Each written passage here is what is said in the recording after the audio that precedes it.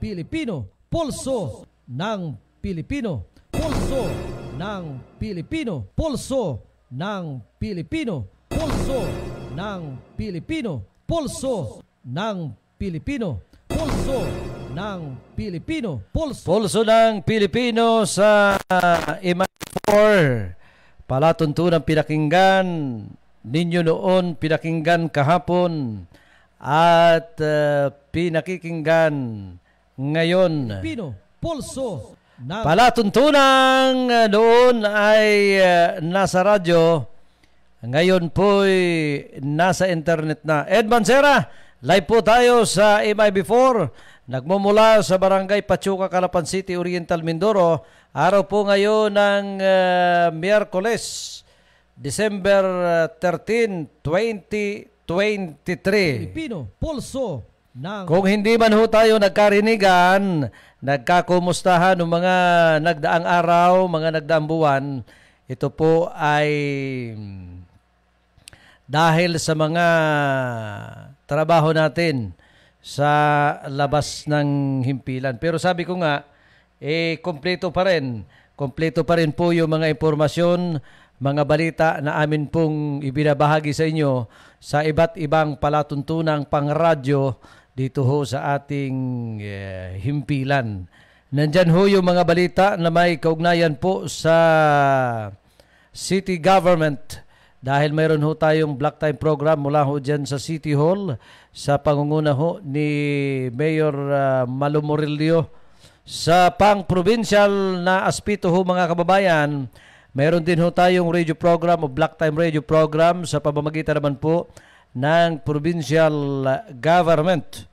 At sa bahagi po ng Victoria, sa pamamagitan naman ni Mayor Lito Malabanan, siya ho'y hindi ikangay nagpatumpik-tumpik nang kausapin ho ng management ng MIB4 na magkaroon din ng radio program dito ho sa ating himpilan. Dahil sabi natin, napakahalaga at napaka-importante ho mga kababayan kong Pilipino yung pong information dissemination na nanggagaling mismo sa ating mga kinatawan ng pamahalaan. Ed Mancera po sa palatuntunan ng inyong sinusubaybayan. Magbabalik po tayo para sa mga impormasyon, mga komentaryo at pag-uusapan ho natin. Ano ho ang kalalagayan ngayon ng turismo at hanap buhay, negosyo sa atin pong lalawigan ng Oriental Mindoro? Sapagkat marami hong nagsasabi sa atin, sabi sa akin, Sir Ed, pwede po ba ninyong madiscuss ang may kaugnayan ho sa usaping pang negosyo, agrikultura, turismo sa probinsya ho ng Oriental Mindoro? Sapagkat kami ho na mga nanonood sa inyo, bagaman kulang kami sa mga komentaryong naririnig, dahil kami ho ay biktima nito hong ESF, hindi namin alam ano ho ang mayroon ngayon sa lalawigan ng Oriental Mindoro kapag pag-uusapan ho kabuhayan, lalo na sa pagsasaka, negosyo, at kung ano-ano pa. Magbabalik po ang inyong lingkod sa palatuntunan, ang inyong sinusubaybayan. Palatuntunan pinakinggan ninyo noon, pinakinggan kahapon at pinakikinggan ngayon. Palatuntunan noon ay nasa radyo, ngayon nasa internet na. Makalipas ang ilang paalala. Pulso ng Pilipino, pulso ng Pilipino, pulso ng Pilipino.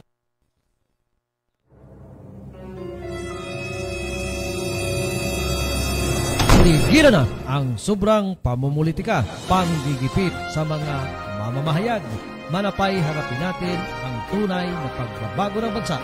At ngayon, narito ang palatunturang pulso ng Pilipino, pulso ng Pilipino. Noon nasa radyo, ngayon nasa internet na. Pulso ng Pilipino, pulso ng Pilipino. Ito na ba ang tinatawag na malayang pamamahayag? Pulso ng Pilipino, pulso ng Pilipino. Luzon, Visayas at Mindanao, MIB4 na papanahon sa makabagong teknolohiya sa larangan ng online radio saan mang bahagi ng mundo. Pinapanood, pinakikinggan, Mindoro Internet Broadcast. Mindoro Internet Broadcast.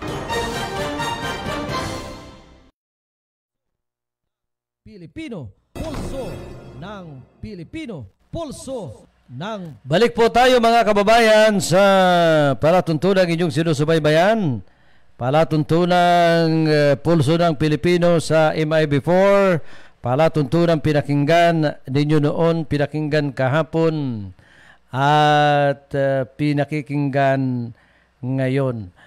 Marami pong mga balita, marami pong mga samot-saring opinyon ang inyong matutunghayan, lalo na ho sa social media. Opo, sabi nga ho natin, pagdating ho sa mga balita, mga komentaryo, mga public opinion, ito pong mga taong ito, mula po nung nag-pandemic, nandiyan ho sa isang pakete, sa isang cellphone na Android, nandiyan na ho. Kanya lang, depende na po sa inyo yan kung paano po ninyo susukatin, paano po ninyo i-analyze yung pong iba't ibang public opinion na nakapaloob po sa social media, mga kababayan kong Pilipino. Sapagkat hindi na ho makontrol ng gobyerno kung ano ho ang laman ng social media.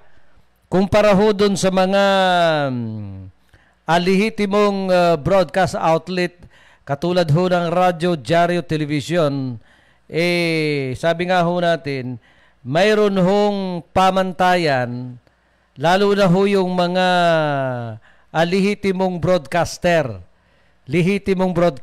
na nanggaling ho sa plot ng lehitimong media industry. Hindi ho katulad sa Facebook na iba't ibang klase ho ng exposure ang inyo pong maririnig. Kaya ho hindi mawawala yung sinasabing mga fake news. At hindi lahat na ahinsya ho ng gobyerno, hindi lahat na ahinsya ng pamahalaan ay siya mismo ang magtutukoy kung ito ba ay fake news. Ito ba ay bahagi lamang ng content ng isang vlogger. Kaya sinasabi ho natin, magkaiba yung lehitimong nasa social media, yung format ho ng programa. Yung format ng palatuntunan na makikita mong pupwedeng paniwalaan ng mamamayan. Mayroon hong mga vlogger na ang sinasabi lamang ay isang side ng ating gobyerno.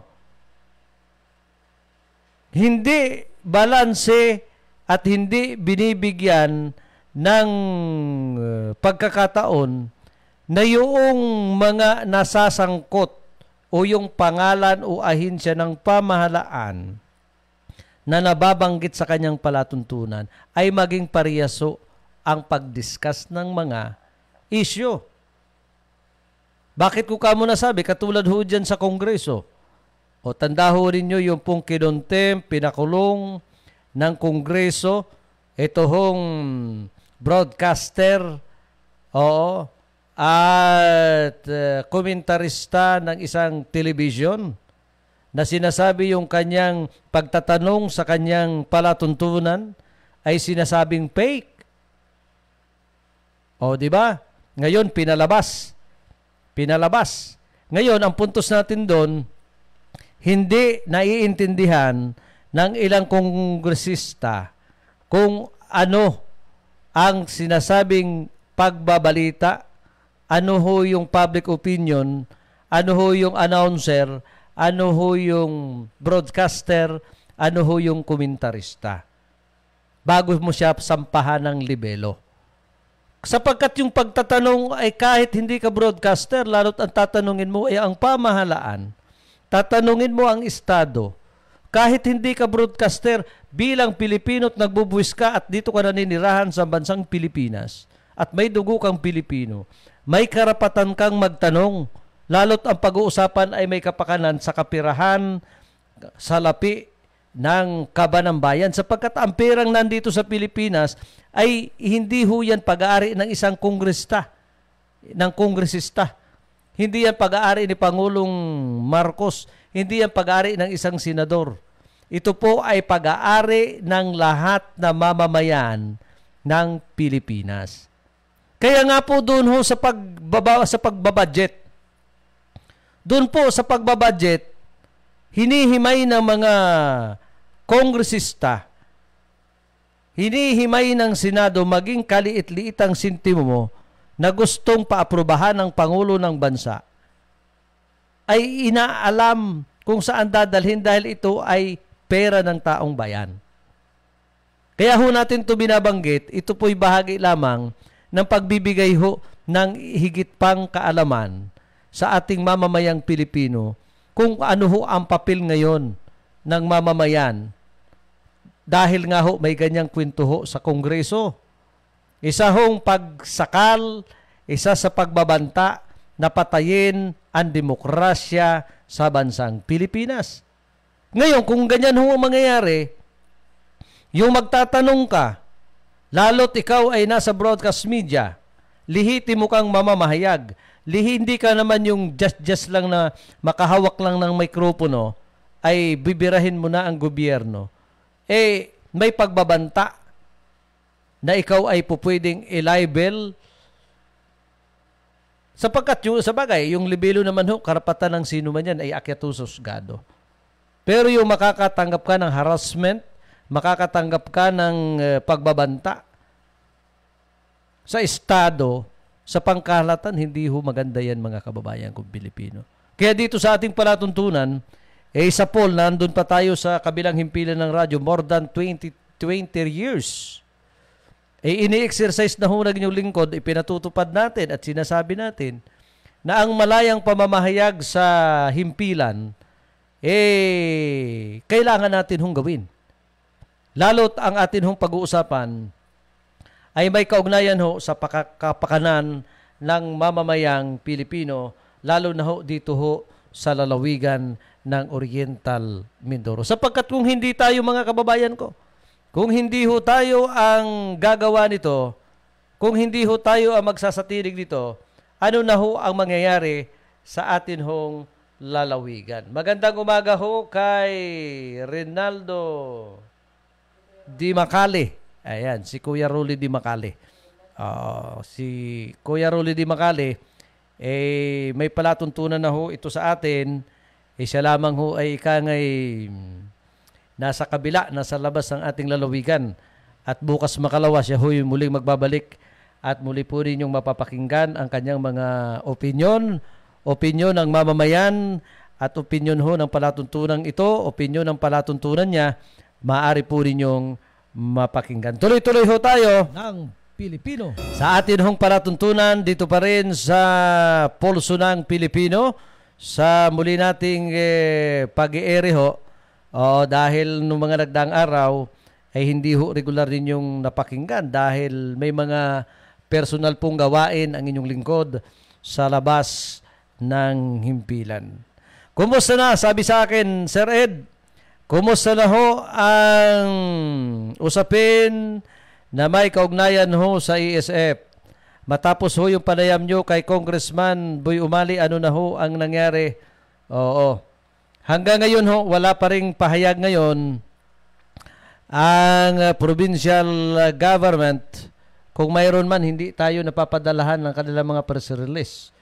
Kung ano na ho ang status, ano na ho ang mayroon ngayon sa usapin hong pagbababuyan sa ating lalawigan sa kabila ng lumalaganap ang ESF. Alam ho ninyo, kapag itong ganitong uri ho ng trahedya, ganitong uri ho ng ay kangay pisti ho sa ating mga alaga, talaga hong malaki hong dagok ito sa mga magbababoy. Opo. Sapagkat ang baboy ho, alam naman ho ninyo, bigyan ko lang ho kayo ng maliit na background, ay isa ho ito sa mga hanap buhay na sa 100% ho ng mga magsasaka sa lalawigan ng Oriental Mindoro, marahil 75% po nito o 50% po nito mga kababayan ko nag-aalaga ho ng baboy sa 100% ng mga magsasaka. Hindi man ho kalakihan yung tinatawag hong backyard. Opo, yung backyard po yung nasa malapit sa inyong tahanan, sa inyong bahay. Makakapag-alaga ho sila 2-3 ulo ho ng baboy. Ginagawa na ho ito sa mga kabukiran. Pero yung malaking sakahan, malaking pagbababoy, ilan lamang porsyento ang mayroon dito sa Oriental Mindoro. Pero malalaking babuyan ho. Kaya nasusuplayan niya yung pong pangangailangan ng pagkakarniho sa Oriental Mindoro na minsan ho'y nailalabas pa sa atin hong lalawigan. Kanya lang ho, dahil ho sa may ganitong uri ho ng sakit, may ganitong uri ho ng trahedya, apektado ho talaga ang mamamayan. Kanya lang, sa kasaysayan ho ng ganitong uri ho sa ating bansa, na matagal na hong nagkakaroon ng ganitong klase ho ng sakit sa mga piggery, sa mga babuyan ho, hindi lang sa Oriental Mindoro. Yung pong sapat na tulong ho ng ating pamahalaan ay kung mayroon man ay hindi ho sasapat. Yung iba ho'y walang napapala, walang nakukuha para ho naman kahit papaano maibalik yung pong kaunting puhunan o malaking puhunan ng mga magbababoy habang hanggang ngayon ho ay pinag-aaralan paano po malulunasan ito pong ganitong uri ho ng sakit sa atin po mga piggery. Sabi nga ho natin, hanggang hindi ho matatag ang kabuhayan ng mamamayan, opo, yun pong tiwala naman ng mamamayan, hindi lang ho sa pagbababoy.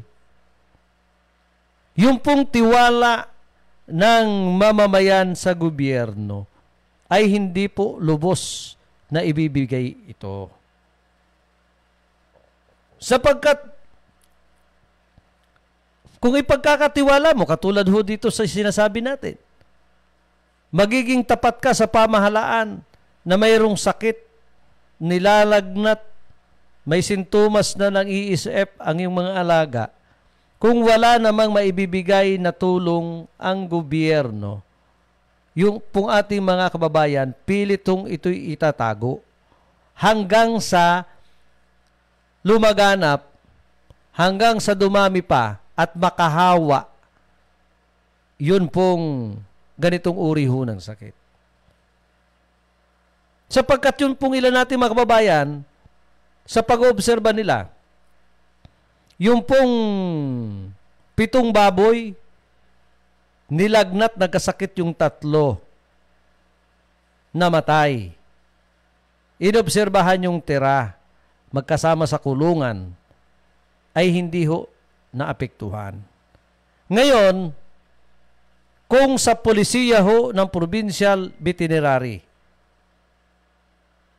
ay yung kasama sa kulungan na hindi naman apektado pa, aktual, ay pinapatay na nila at inililibing na para hindi ho makahawa. Ito ho ang isa sa mga palaisipan sa ating mga kababayang magbababoy. Ngayon, kaya ko ho sinasabi ito, sana kung matatag at maayos ang usaping hanap buhay sa atin pong probinsya o sa kabuuan sa ating bansa. Ibig sabihin, kung matatag ang turismo, matatag ang agrikultura, kung ako'y isang magsasaka, hindi lang ako sa baboy umaasa. Ibig sabihin, hindi gaanong apektado ang usapin ng kabuhayan ng aking pamilya. Hindi ako manghihinayang at hindi ako magdadalawang isip na sabihin sa pamahalaan, sa barangay na may ganitong problema ang aking baboy. Hindi ko na to itatago. Kasi mayroon pa naman akong pwede pang pagkakitaan. Kasi nandyan pa ang nandyan pa ang turismo. Nandyan pa ang matatag na agrikultura. May negosyo na pupwede kong sandalan kahit sa maliit na negosyo sa larangan ng pagsasaka, sa larangan ng pagtatanim, sa larangan ng turismo. Ay itong ganitong uri ho ng trahedya ay pupwede ko ho itong ipaisantabi muna pansamantala. Ngayon, kung hindi ho matatag ang usapin ng pang-agrikultura, lalo na ho sa Oriental Mindoro, negosyo. Kaya nga ho minsan naiisip natin, sapagkat may nagsabi ho sa akin nung hindi lang ho isang tao, sa pag-iikot-ikot ko ho, at meron ho ako mga nakakausap, ito hong ginagawa ni Ginoong Alcosi. Ginoong Alcosi. Ito hong si Ginoong Alcosi ay dati ho itong, kung hindi ko kakamali, naging manager ito ng NAIA. Basta may maayos ho itong posisyon dyan sa NAIA. At naging sekretary ho ito ng Department of Energy sa atin hong bansa. Ngayon, ang sabi sa akin nung nakausap ko, ito ikang si Ginong Alcosi dahil wala na ikang pinagkakaabalahan, wala na ikang posisyon sa gobyerno, ay naglalagi na lang ika ito dito sa Oriental Mindoro. At ang kanyang pinagkakaabalahan ay ayusin, tulungan ang kanyang mga kababayan na maging matatag ho ang usaping negosyo ho sa lalawigan ng Oriental Mindoro. Kasi naniniwala ika itong si Ginoo, naniniwala ika kami kay Ginoong Alcosi na bilang matatag na negosyante, may maayos na pagpapatakbo ng kanyang kumpanya. Tandaan ninyo, mayroon siyang, nung nagkaroon ho ng problema tayo sa transportation dito sa ating karagatan, isa ho siya sa mga nagdala ng barko dito ho sa Oriental Mindoro at saka Batangas. O tandaan ninyo, yun pong monopolyo sa tinatawag na may kaugnayan ho sa shipping line sa Batangas at Calapan. Nilabanan ho nito. Kasama ho si former Congressman RGB. O ngayon, si former Congressman RGB at saka itong si Alcosi, kasama yung ilan sa mga pinagkakatiwalaan sa Segunda Distrito, ay may maganda hong programa na may kaugnayan ho sa kabuhayan. Sa kabuhayan dito ho sa lalawigan ng Oriental Mindoro. At nais ika nitong patatagin, gusto raw ika nito na patatagin ho ang may kaugnayan ho sa negosyo, kabuhayan, agrikultura, turismo ho sa kalakhang lalawigan ng Oriental Mindoro. Sapagkat sabi ho nung aking kausap, although nandyan na ho yan, sa administrasyon ng gobyerno, sa bagay, hindi naman natin masisi.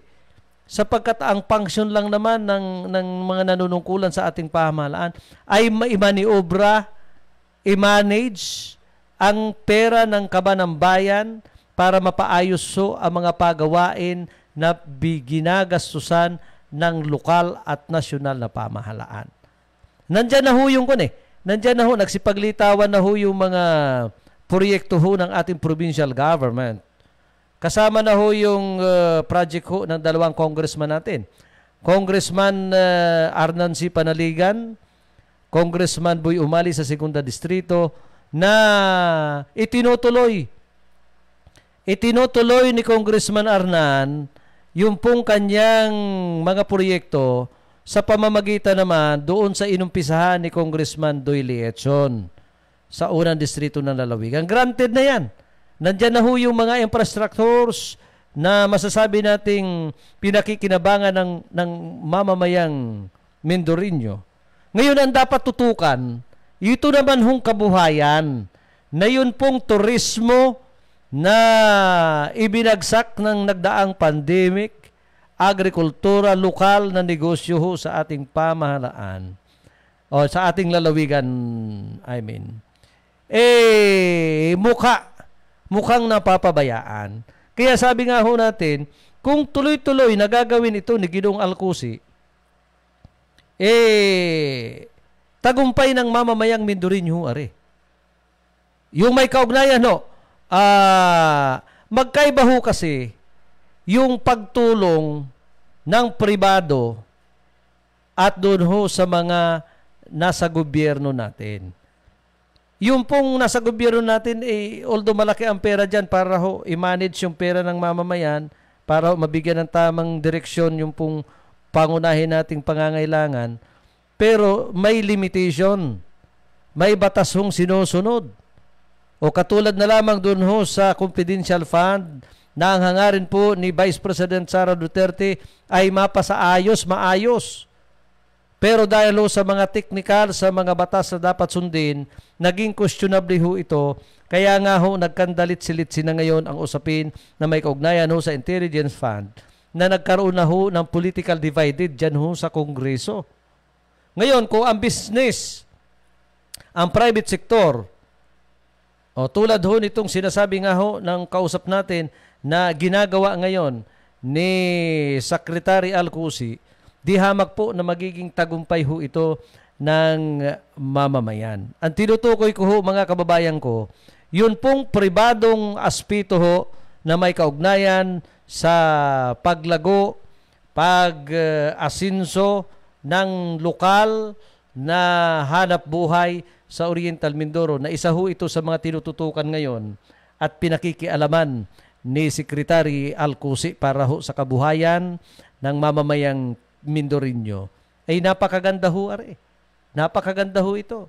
Sapagkat si Secretary Alcusi, alam naman ho ninyo, na isa ho ito sa mga sinusundan, isa ho ito sa mga tinitingala, isa ho ito sa mga nirerespeto ng sino mang leader ho sa atin hong lalawigan. Isa ho ito sa may magandang ihemplo.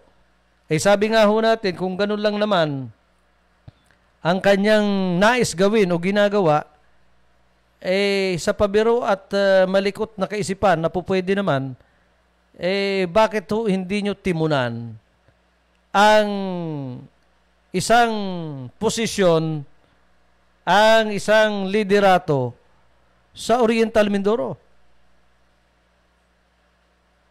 Sabi nung kausap ko, pwede naman ika. Total, nasa pribado na siyang buhay. Baka ika mapaibig.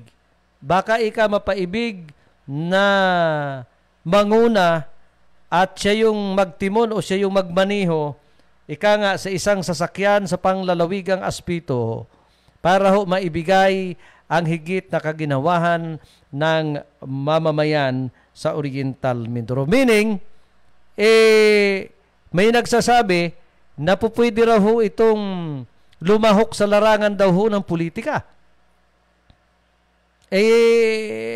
Ako, hindi pwedeng magsasabi lang yan. Sabi ko, magsasabi lang ho yan mga kababayan, yung mismong tao.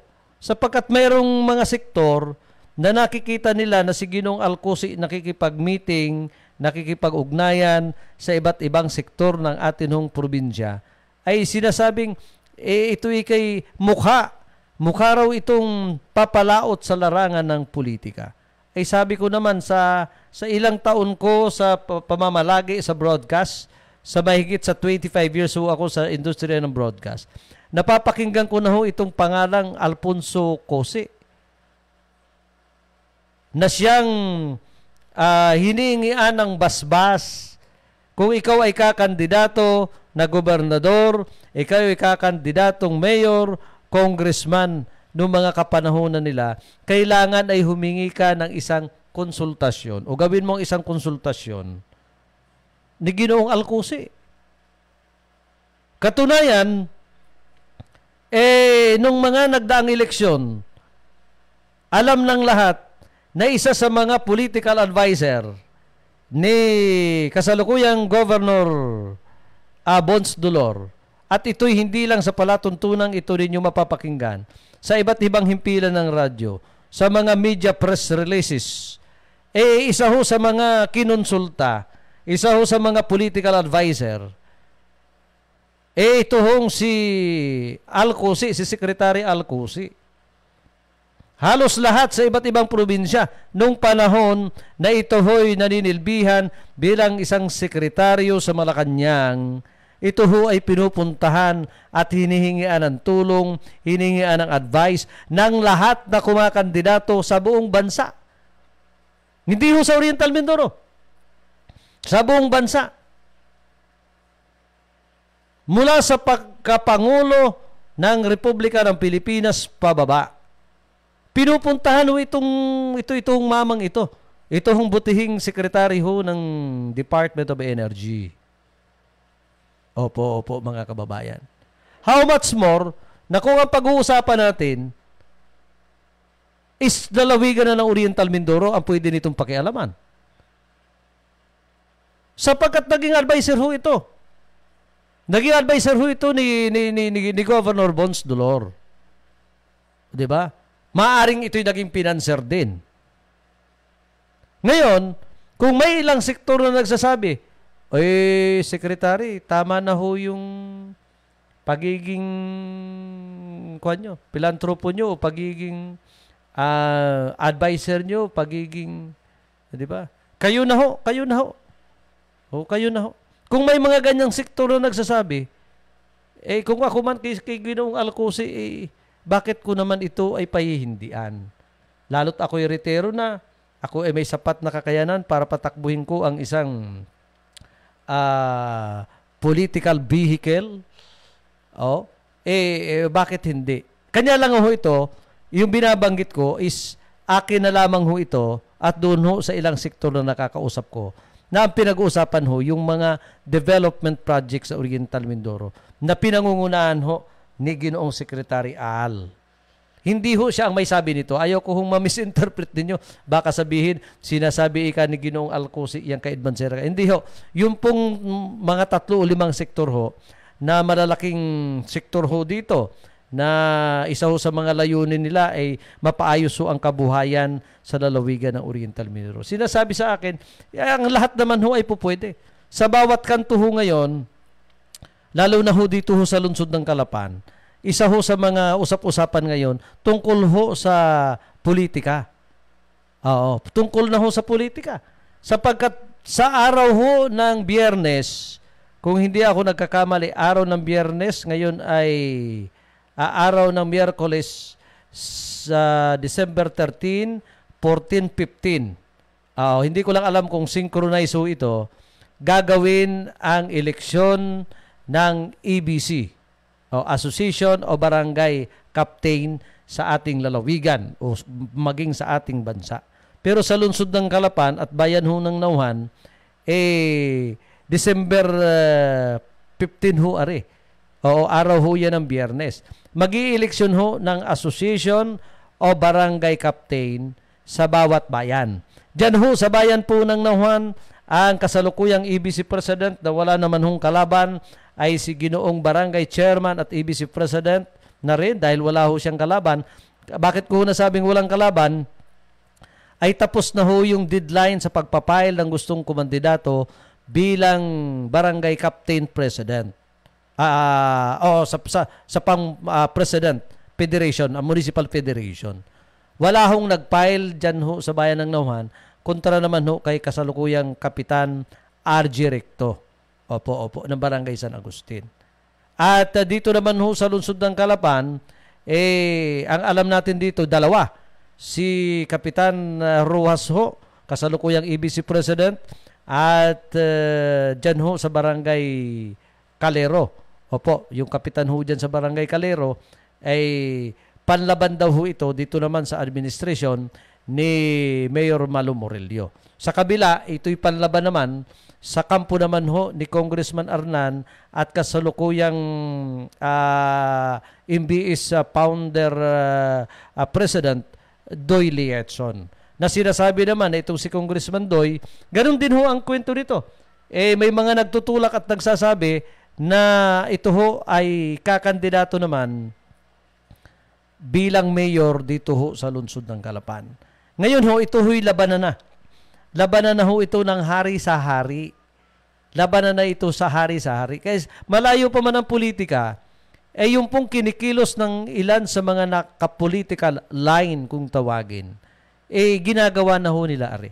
After po ng EBC President, after ho ng election ho ng EBC President, mga kababayan, sasapit ho ang Pasko, sasapit ang bagong taon, nasa taon na ho tayo ng 2024. Yung pong 2024 na yun, isang taon na lamang ho, 2025 na, mangyayari naman ho yung midterm election, national and local election. Kaya yung lahat nakikilos ho rito na may kaugnayan o nasa ilalim ng iba't ibang political party, national man yan at lokal, may kulay na ho itong politika na hindi po pwedeng baliwalain ng mamamayang Pilipino, ng mamamayang Mindoreño. Sapagkat nakasalalay pa rin ho sa mga leader ng ating pamahalaan yung sinasabing pag-unlad nating mga Mindoreño. Pag-unlad ho nating mga Kalapinyo. Tingnan ho natin. Yung po bang ibinoto natin na pinag-aksayahan natin na kapalit ng Pilipino. Oo. Kapalit ng Pilipino. Kapalit ng 500 na boto nyo. Kasi nung last election, hindi lang itong barangay captain election. Hindi lingid sa kaalaman nating mga Pilipino. Hindi lang sa Oriental Mindoro, sa kabuuan ng bansa. Yung bilihan ho ng boto ay talamak. Talamak ho yung bilihan ng boto. Doon mo makikita kung sino yung may pera at sapat na kapangyarihan. Sila ho yung nakaluklok sa pwesto. At hindi lang basta pera. Ang bilihan ho ng boto, hindi pa rin ho yung sasapat para manalo ka. Mayroon pong magic drama o magic scenario pagdating ho sa sinasabing PCOS machine. Yung pong pag-aakusa na nababayaran, yun pong mga nasa likod at operator ng PCOS machine na siyang sinusuutan ng ating mga baluta ng ating binuto. Hanggang ngayon ho ay pinagdududahan pa rin, although hindi mapatunayan, pero yung pagdududa na may nangyayaring bayaran, luto na. Para ho manalo, ay hanggang ngayon duda pa rin ng mamamayang Pilipino. Katunayan, may mga sektor ho o ilang ahensya ng gobyerno ang nagsusulong na ibalik sa mano-mano. Mano-mano ho, wala nang machine ang butuhan. Katulad ho nung ginawa nito pong barangay election. Na kung may sinasabi mang hukus-pukus ay mas maliit kumpara doon sa pagdududa ng mamamayan na may malawakang bilihan. Hindi na. Bukod ho sa bilihan ng boto. Doon ho sa bilihan by win. Tawag nila doon, by win. Bayaran mo para manalo ka. Babayaran mo ngayon yung mga operator ng PCOS machine para ikay manalo. May mga ganyang pagdududa at pag-iisip ang ating mga kababayang Pilipino sa atin pong bansa. Maging sa lalawigan ng Oriental Mindoro. May mga ganong pagdududa. Yung mga nanalo at talagang napakalaki po yung lamang ay hanggang ngayon ay pinagdududahan na kisyo nagkabayaran daw ho dyan sa PCOS niyan. Anyway, yan po ay bahagi lamang ng pagdududa ng ating mga kababayan na hindi natin po pwedeng pigilan. Ngayon, mag-iisip ngayon ang mamamayan. Sino ang nasa likod nito? Sino ho ang nasa likod nito? Sabi nga ho natin, parang kwan lang ho yan. Parang waiting lang yan, parang waiting. Kung sino ho ang gustong patamain, ay siya ho ang lalabas sa tambyulo ho ng pagbubula. Pilipino. Wala na ho tayong oras mga kababayan kung Pilipino sa palatuntunang inyong pinakikinggan. Pulso ng Pilipino. Pulso ng Palatuntunang pinakinggan ninyo noon, pinakinggan kahapon at pinakikinggan ngayon. Palatuntunang noon ay nasa radyo, ngayon po ay nasa internet na.